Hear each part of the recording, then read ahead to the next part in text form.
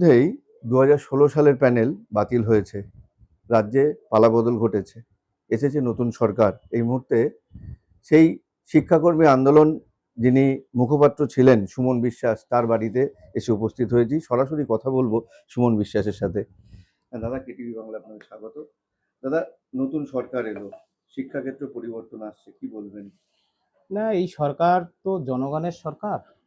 প্রাক্তন মুখ্যমন্ত্রী মমতা বন্দ্যোপাধ্যায়ের নেতৃত্বে যে দুর্নীতির অপশাসন, আহ, অভয়া থেকে শুরু করে মানে রাজ্য জুড়ে যে আইন শৃঙ্খলার পরিস্থিতি যে অবনতি হয়ে গেছিল, মানে আইনের শাসন একেবারে ভেঙে মানে নেতাদের শাসন হচ্ছিল, তার যে জনগণ একটা পরিবর্তন এনেছে। আমাদের মতো চাকরিহারারা তাদের দীর্ঘপথের যে আন্দোলন, জেলার আন্দোলন, নবান্ন অভিযান, দীর্ঘদিন ধরে দুর্নীতির বিরুদ্ধে বা আমাদের হেনস্থা, এগুলো আপনারা দেখেছেন।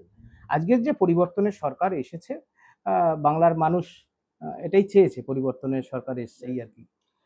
কি চাইছেন মুখ্যমন্ত্রীর কাছে? আপনাদের আন্দোলন তো জোরালো ছিল, এখনো আন্দোলন মুখ হয়ে রয়েছেন, নতুন মুখ্যমন্ত্রীর কাছে কি আবেদন রাখবেন? নতুন মুখ্যমন্ত্রীর কাছে আমাদের প্রথমত একটাই বক্তব্য, যে আমরা যখন দীর্ঘপথের লড়াই লড়ছিলাম, 26,000-এর মধ্যে বৈধ হাজার হাজার যোগ্য শিক্ষক শিক্ষিকা এবং শিক্ষাকর্মীদের চাকরি চলে গেছে।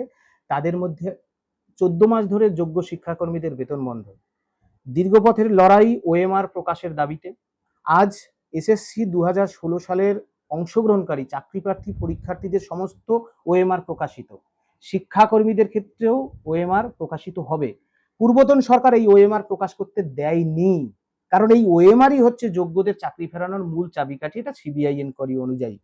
সুতরাং এই ওএমআর এর ভিত্তিতে কর্মরত শিক্ষক শিক্ষিকা এবং আনটেন্টেড শিক্ষাকর্মী, যাদের বললাম আমি 14 মাস ধরে বেতন বন্ধ, বা যারা চিহ্নিত দাগি হয়েছেন শিক্ষকদের ক্ষেত্রে, শিক্ষাকর্মীদের ক্ষেত্রে, সেই শূন্য পদে যোগ্য ওয়েটিংদের নিয়ে একটা কংক্রিট সেগ্রিগেট লিস্ট প্রকাশ করে বিধানসভায় বিল এনে কিংবা শিক্ষা দপ্তরের যে এক্সট্রিম পাওয়ার এক্সারসাইজ করে পরিবর্তনের রাজ্য সরকার এবং মাননীয় মুখ্যমন্ত্রীর নেতৃত্বে ধারাবাহিকতা সহ চাকরি ফেরানোর আবেদন। এটাই হচ্ছে আমাদের একমাত্র দাবি, একমাত্র আবেদন, ধ্যান জ্ঞান সবকিছু এটাই। এবং মাননীয় মুখ্যমন্ত্রীর কাছে আমরা আবেদন করছি, তিনি যেন আমাদের ভাতৃস্নেহে ডেকে বৈঠকে বসেন। এই কারণে বসেন, যদি প্রয়োজন হয়, কারণ আমরা আজও রাতে ঘুমোতে পারি না। আজও দৃষ্টিহীন শিক্ষকরা, শিক্ষিকারা, যোগ্য শিক্ষাকর্মীরা যারা মারা গেছে, ওদের স্ত্রীরা আজও ঘুমোতে পারে না, ওদের পরিবারগুলো যে চলছে না। সুতরাং আমরা সরকারের কাছে বসতে চাই, আমাদের দুঃখ দুর্দশা তুলে ধরতে চাই।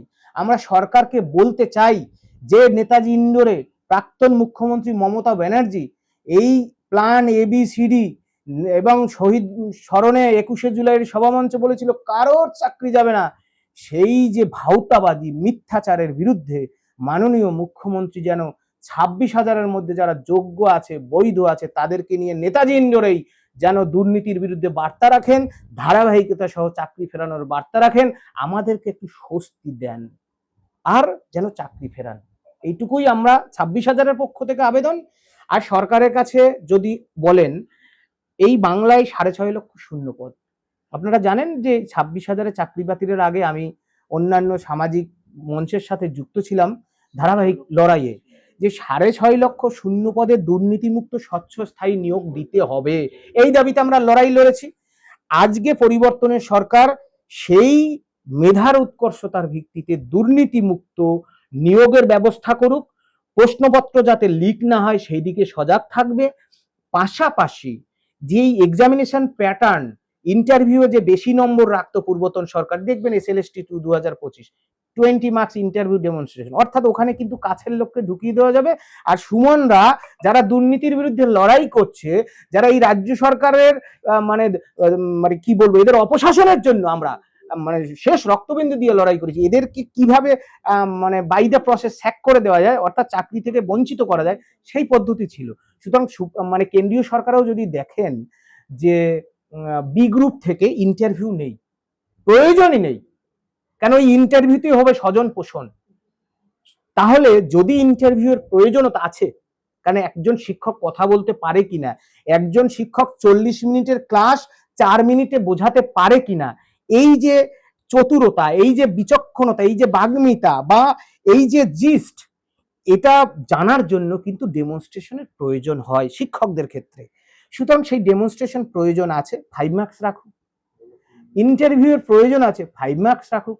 এবং ইন্টারভিউ যারা নেবেন তারা সবসময় যোগ্য হন, দক্ষ হন, সেই দিকটাও যেন নিরপেক্ষভাবে বিবেচনা করা হয়। যে হুগলি ইস্টার্ন জোনে ঢালাও নম্বর দিয়ে দেওয়া হলো আর নর্দার্ন জোনে 0, সেটা যেন না হয়। এই বঞ্চনার অভিযোগ আমরা শুনেছি। সুতরাং পরিবর্তনের সরকার একের পর এক অভয়া দুর্নীতির বিরুদ্ধে বিভিন্ন বিষয়ে তার ভূমিকা রাখছেন, মানুষ সাধুবাদ জানাচ্ছেন, আমরাও সাধুবাদ জানাবো, জানাচ্ছি। 26,000-এর মধ্যে যোগ্যদের চাকরি ফিরুক, বেকারদের কর্মসংস্থানের জন্য স্বচ্ছভাবে নিয়োগ হোক, পরিচ্ছন্ন নিয়োগ হোক।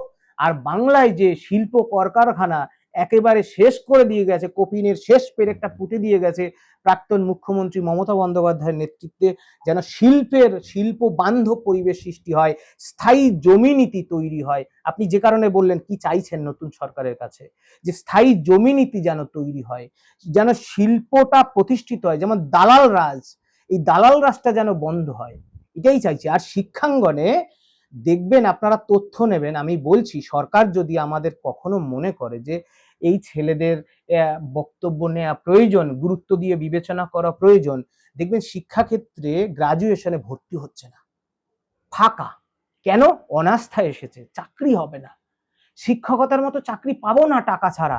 এই যে ঘুষ ছাড়া টাকা পাবো, চাকরি পাবো না, এই জিনিসটা ভাঙতে হবে। যে তো যার মেধা আছে চাকরি তার, তাহলে ছেলেমেয়েরা উচ্চশিক্ষায় আগ্রহী হবে।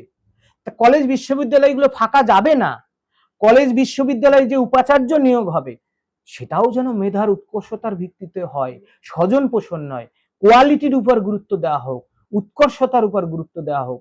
এবং স্কুল শিক্ষা দপ্তরে আপনারা জানেন যে প্রাক্তন শিক্ষামন্ত্রী যিনি ছিলেন ব্রাত্য বসু, তিনি নিজেই তার কর্মকাণ্ডের মধ্য দিয়ে প্রমাণ করেছেন তিনি ব্যর্থ বসু।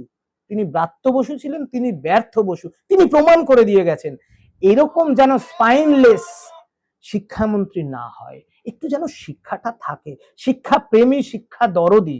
আবার স্কুল সার্ভিস কমিশনের যিনি একটা অমানুষ চেয়ারম্যান ছিলেন, যার জন্য মূলত ওই সুবল সোরেনরা মারা গেছে, যার জন্য শিক্ষাকর্মী উজ্জ্বলের স্ত্রী আজও বালিশ ফাটা কান্না, ওর বাচ্চার কি খেতে দেবে ওর স্ত্রী জানে না, সেই চেয়ারম্যানও যেন একটা ভালো লোক হয়, ভদ্রলোকের থেকেও শিক্ষা দরদি, করাপশন মুক্ত, অন্তত দুর্নীতিটা যেন না করেন, এইরকম একটা দক্ষ মানুষ নেন। এরকম মানুষ আছে। আজ যিনি মুখ্যমন্ত্রী সেদিন ছিলেন বিরোধী দলনেতা, হ্যাঁ, মাথায় হাত রেখেছিলেন, আশ্বাস দিয়েছিলেন, হ্যাঁ। দেখা করবেন?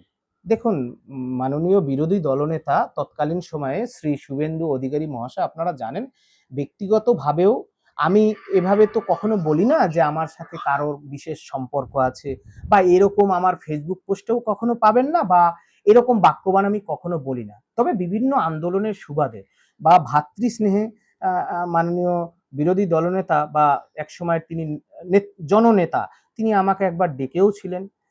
পরবর্তীকালে যখন এই 26,000-এর চাকরি বাতিলে বিভিন্ন সময় আমি তার কাছে গিয়েছি, সময় চেয়েছি, ডেকেছে, সময় দিয়েছে। ইভেন যখন আমরা বিধানসভা অভিযান ডেকেছিলাম 4 সেপ্টেম্বর 2025, তিনি বিধানসভার বাইরে এসে আমরা যখন বলেছিলাম মাননীয় বিরোধী দলনেতা, যোগ্যদের তালিকা নিয়ে যদি ওই সরকার মানে মমতা ব্যানার্জির সরকার যদি সুপ্রিম কোর্টে যায়, আজও ধারাবাহিকতা সহ যোগ্য শিক্ষক শিক্ষিকা শিক্ষাকর্মী তাদের চাকরি ফেরানো সম্ভব, ওএমআরটা প্রকাশ করতে হবে। এই দাবিতে যখন আমরা লড়ছি, 22 লক্ষ চাকরি প্রার্থী পরীক্ষার্থীর ওএমআর প্রকাশ, তখন বিরোধী দলনেতা বিধানসভার সামনে আমার মাথায় হাত রেখে, প্রেস মিডিয়াকে সাক্ষী রেখে তিনিই বলেছিলেন, অন রেকর্ড আমি বলছি, আমরা যখন ক্ষমতায় আসবো আমরা তখন যোগ্যদের তালিকা নিয়ে আমরা কোর্টে যাব। আজ আমাদের সেই জনগণের মুক্তিসূর্য হয়ে মাননীয় শুভেন্দু অধিকারী মুখ্যমন্ত্রী হয়েছেন, তিনি তার কথা রাখবেন, এভাবে আমরা বলবো না, এটা সময়ের দাবি। দুর্নীতি যে পশ্চিমবাংলার গ্রামীণ শিক্ষার সাথে যুক্ত, সাধারণ খেটে খাওয়া শ্রমিক, কৃষক, মুচি মেধর, আদিবাসী, তপশিলি, নমশূদ্র, রাজবংশী, মুসলমান, এই যে মতুয়া, সকলের যে তাদের পরিবারের যে হাহাকার এনে দিয়েছে, সেই সরকারি শিক্ষা ব্যবস্থা বাঁচাতে শিক্ষকদের, যোগ্য শিক্ষাকর্মীদের চাকরি বাঁচানো আশু প্রয়োজন। তার মাধ্যম হচ্ছে ওএমআর। এই ওএমআর এর ভিত্তিতে একটা কংক্রিট ভ্যালিড লিস্ট প্রকাশ করুক, বিধানসভায় বিলানুক যে আমার সরকার, পূর্বতন সরকার এরকম করাপশন করে গেছে, আমার সরকার জনস্বার্থে, জীবন জীবিকার স্বার্থে, সংবিধান রক্ষার স্বার্থে আমার সরকার এই সিদ্ধান্ত নিচ্ছে। এবং এই প্রাবধানও আছে, আপনার শিক্ষা দপ্তরের আইন আছে, এক্সট্রিম পাওয়ার এক্সারসাইজ করে এটা করতে পারে। সুতরাং যথাপযুক্ত ব্যবস্থা নেবে, কারণ এই সরকারের অ্যাডভোকেট জেনারেল থাকবেন, অ্যাসিস্ট্যান্ট অ্যাডভোকেট জেনারেল ইতিমধ্যেই জানেন আপনার বিদ্রোদল ভট্টাচার্য, আমি ইতিমধ্যেই তার সাথে কথা বলেছি, বা তাদের শিক্ষামন্ত্রী, বা সর্বোপরি আমাদের প্রিয় মুখ্যমন্ত্রী, তিনি এই বিষয়টা জলের মতো জানেন যে কোন পথে চাকরি ফেরানো যায়। এবং আমরা মাননীয় মুখ্যমন্ত্রীকে আমরা এই আবেদন করেছি, মাননীয় মুখ্যমন্ত্রী, আমরা খুব কষ্টে আছি, আমাদের যেন ভাতৃস্নেহে নবান্নে মুখ্যমন্ত্রী একটু ডেকে নেন, কারণ আমরা একটু শান্তিতে ঘুমোতে চাই। আমাদের যেন তিনি আশ্বস্ত করেন, কারণ আগামী 31শে আগস্ট পর্যন্ত আমরা এক্সটেনশনে রয়েছি। তার আগে যেন যত দ্রুত আইনি ভাবে এই চাকরিটা ফেরানো সম্ভবপর হয়, এবং সেটা সম্ভব কেবলমাত্র দরকার এই রাজ্য সরকারের 100% সদিচ্ছা। এবং আমি বিশ্বাস করি মুখ্যমন্ত্রী শ্রী শুভেন্দু অধিকারী মহাশয়ের 100% সদিচ্ছা আছে। আমি এটা বিশ্বাস করি, কারণ আমি নিরাশায় বিশ্বাস করছি না, একদমই না। কারণ আমি তাকে জানি, কথা দিয়ে কথা রাখার মানুষের নাম শুভেন্দু অধিকারী, এটা আমি জানি। এটা আমি কিন্তু কোনো তোষামোদ বা এক্সট্রা কিছু বলার জন্য নয়, আমি যতটুকু তার সান্নিধ্য পেয়েছি বা পাইনি, আমি সেটা ফলাও করে বলতে চাই না, যতটুকু পেয়েছি তাতে আমার এইটুকুই বলা, কথা দিয়ে কথা রাখার নাম শুভেন্দু অধিকারী, যিনি আমাদের প্রিয় মুখ্যমন্ত্রী। আমরা আশায় আছি। কথা দিয়ে কথা রাখার দাম রাখেন মাননীয় মুখ্যমন্ত্রী, বললেন সুমন বিশ্বাস। যোগ্য চাকরিহারা শিক্ষক আশায় বুক বাঁধছেন, হয়তো চাকরিগুলো ফেরত আসবে। হুগলি থেকে অমল চক্রবর্তী, কেটিভি বাংলা।